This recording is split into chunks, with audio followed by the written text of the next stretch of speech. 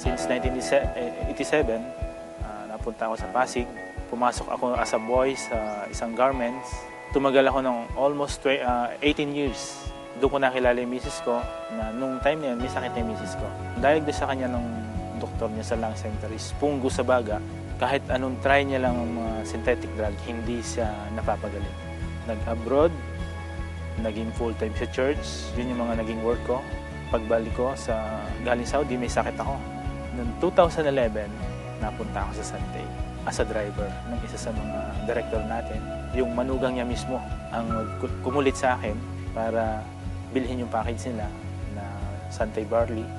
Yung anak ko naman noon, mayroon siyang back pay, pambili niya ng cellphone yon na ayaw pa niya ibigay sa akin. Sabi ko, bibili ko ng gamot ng mama niya. Na hindi ko akalain, yung 4,000 na yun yung magbabago ng buhay namin. Dapat babalik pa ako ng abroad. Pero noong time yun, kinukulit ako ni Mama Net. Sabi sa akin, huwag ka na mag-abroad kasi yung binili mong package, may susi doon eh. Tuklasin mo kung ano yon. So, nakinig ako sa kanya, inaral ko yung business, uling baraha ko nito. Edad ko kasi na 46. Anong papasukin yung trabaho? Kumbaga yung Santay, total package sa same. Once na mag-take sila ng barley, sila na yung magkukusa na magtanong sa'yo ng business. Ganun kaganda yung produkto. Kung sa kitahan naman, sobra, magsasawa ka sa kitahan. Basta sipagan mo. At ang pinakamaganda dito, ang sikretong naaman ko talaga dito, huwag kang tumigil. Paniwalaan mo kung ano yung nakita mo, paniwalaan mo yung kung ano yung meron ka sa sarili mo, at kung ano yung pangarap mo, kukunin. Sobrang ganda dito sa Santay talaga. Ini-encourage ko ang lahat na gawin ito.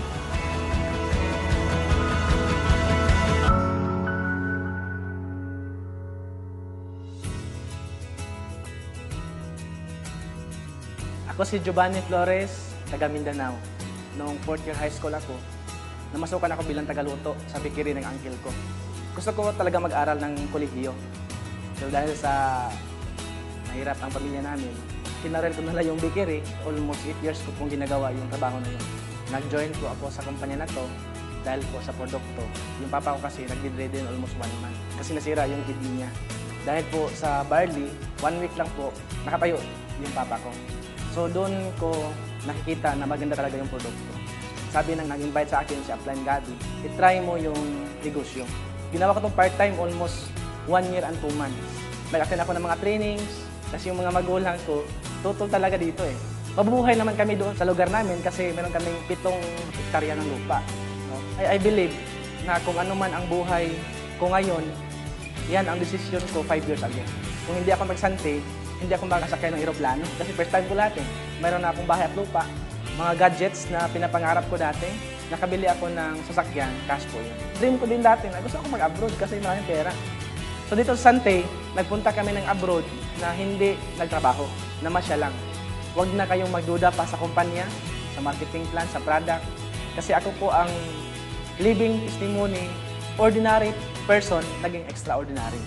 I am blessed kasi isa po ako sa pinakabata na naging part sa Executive Millionaires Club ng Santay. Kung ano man ang narating ko sa buhay ngayon sa Santay, kaya nyo ding marating. Sabayan nyo na ang Santay International.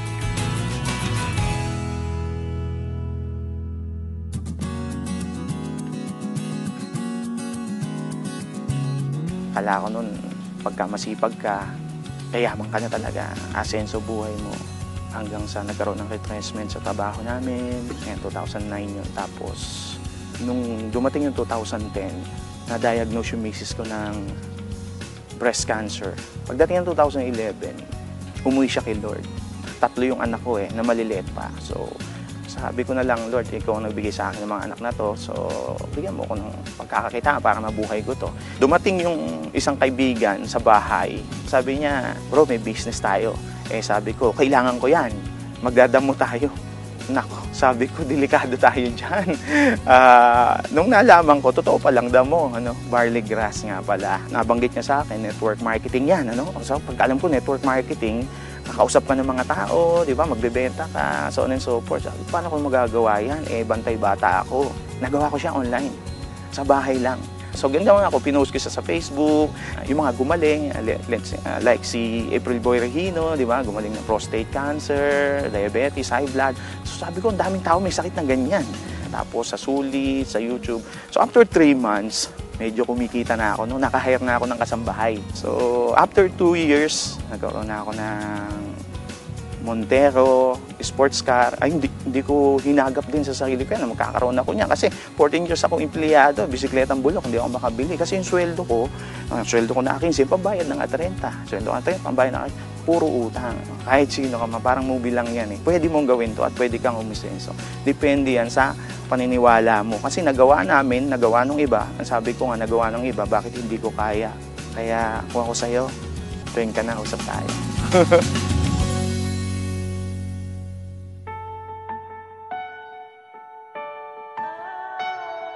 Ako si Oliver Sagawinet, 24 anyos. 11 kami magkakapatid. Lahat kami hindi na nakapagtapos ng pag-aaral. Nagsimula ako na magtrabaho at my age of 12. Gumigising na ako ng alauna ng madaling araw. Titinda ako ng asin, bagoong. Habang puyat, papasok sa school. Pagdating ng alas 4, alas 5, balik ng palengke ulit. Alas 11, may karapatan na ako matulog. Almost 8 years. Araw-araw ganon. 19 ako, doon ko na-discover yung mga sakit ko. May ulcer na ako, hirap na ako sa pag-ihi, may sis ako sa babang braso ko, dumudugo pa. At ang pinakamalala doon yung araw-araw sumasakit ng ulo ko dahil nagkaroon ako ng memory gap. So yun na yung bayad ng 8 taon kong puyat. Buti na lang, yung bayaw ko mismo at saka yung ate ko, sila yung nakatuklas nung produktong ininom ko. Nagulat na lang ako kasi bigla silang dumating. In just a matter of 1 year, nakapajero sila. Ano nangyari? Dahil sa ako mismo, tiwala ko sa kanila. Pinagkatiwalaan ko yung produkto.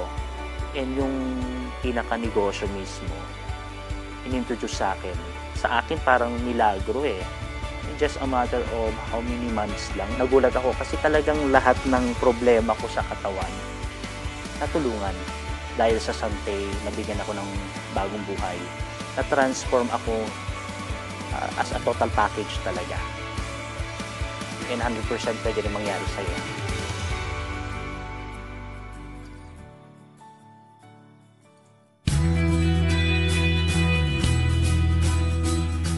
May negosyo akong pinasok, kaso 2010 bumaksak, milyon ang utang ko during the time.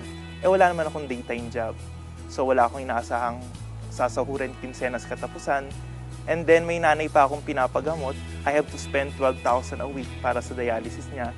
And then kapapanganak lang ng misis ko. So just imagine gaano kami kagipit pagdating sa pera. Last quarter ng 2010, sabi sa akin ng ninong ko sa kasal, Jun, since hindi naman nagwo-workout na yung business mo, ba't hindi mo subukan ng Sante? Then pinaresent nila sa akin yung produkto, pinaresent nila sa akin yung marketing plan, pinasok ko siya. Ang nakita ko kasi sa Sante, unlike doon sa traditional businesses ko, pwede ako magsimula ng maliit lang ang kapital. Dati lagi namin pinag-aawayan ng pera, kami mag-asawa. Kahit ayaw namin, pero yun talaga eh. Kasi nai-stress ka sa problema sa pera, so talagang pag-aawayan mo. Pero ngayon iba na. Ang anak ko ay na-enjoy niya yung mabubuting bagay. Nag-aaral siya sa magandang school. And then, because of Sante also, no, yung mga travel namin libre na. In fact, lumalabas kami ng bansa thrice a year. No, yung pera ay hindi na namin pinag-aawayan. Pinag-uusapan pero hindi na pinag-aawayan. Right now ba, are you living your dreams or just living your life? Halos lahat ng tao may pangarap. Pero sad to say, karamihan sa kanila, they are just living their life. Alam mo yun, parang wala lang choice kundi mabuhay. Pero ito yung good news ko. With Sante, you have the chance to live your dreams. Ako dati ganun lang din eh. Yung buhay ko, survival. Pero as of now, I am living my dreams.